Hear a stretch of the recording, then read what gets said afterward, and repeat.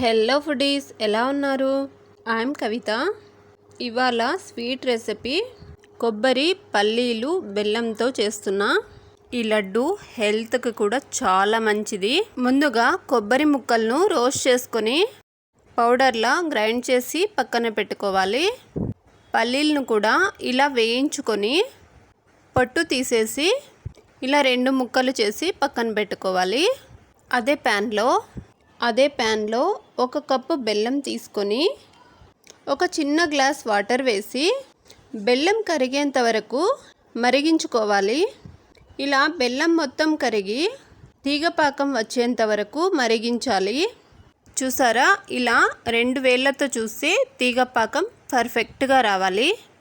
ఇప్పుడు stove off చేసుకొని 1/2 tea spoon ఇలాచీ powder వేసి ఒకసారి బాగా కలిపి మనం ఏ కప్పుతో అయితే బెల్లాన్ని కొలిచి తీసుకున్నామో అదే కప్పుతో 2 కప్పుల కొబ్బరి పౌడర్ వేసి ఒకసారి బాగా కలిపి ముందుగా వేయించి పొట్టు తీసి పెట్టుకున్నాం కదా పల్లీలు, వాటిని కూడా అదే కప్పుతో 1/2 కప్పు వేసి ఇంకొకసారి అన్నీ కలిసిపోయేలా బాగా కలుపుకోవాలి.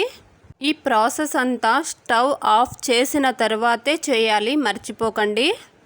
నేనైతే తీగపాకం వచ్చినప్పుడే స్టవ్ ఆఫ్ చేశాను, చెప్పాను కదా. ఓకే, ఇప్పుడు ప్రాసెస్లోకి వద్దాం. ఇలా బాగా కలిపేసుకున్న తర్వాత వేడివేడిగా ఉన్నప్పుడే చేతితో తీసుకొని ఒక లడ్డూలాగా చేసి ఆ లడ్డూను ఒక చిన్న బౌల్లో వేసి ఇలా రౌండ్గా తిప్పుతూ ఉండాలి.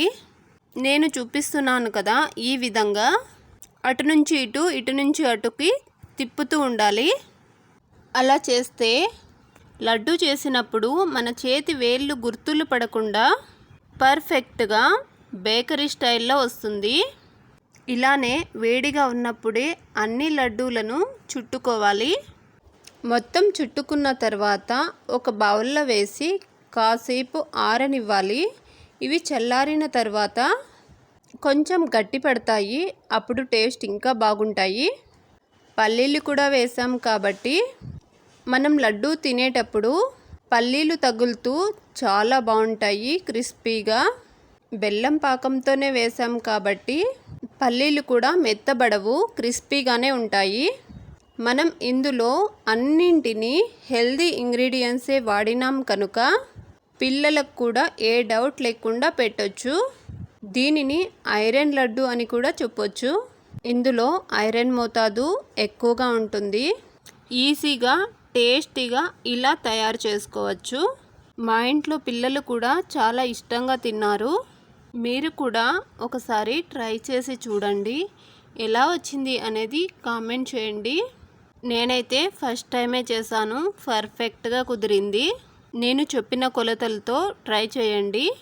నచ్చితే మాత్రం లైక్ చేసి షేర్ చేసి సబ్స్క్రైబ్ చేసుకోవడం మర్చిపోకండి. ఇంకొక హెల్దీ రెసిపీతో కలుద్దాం. బాయ్.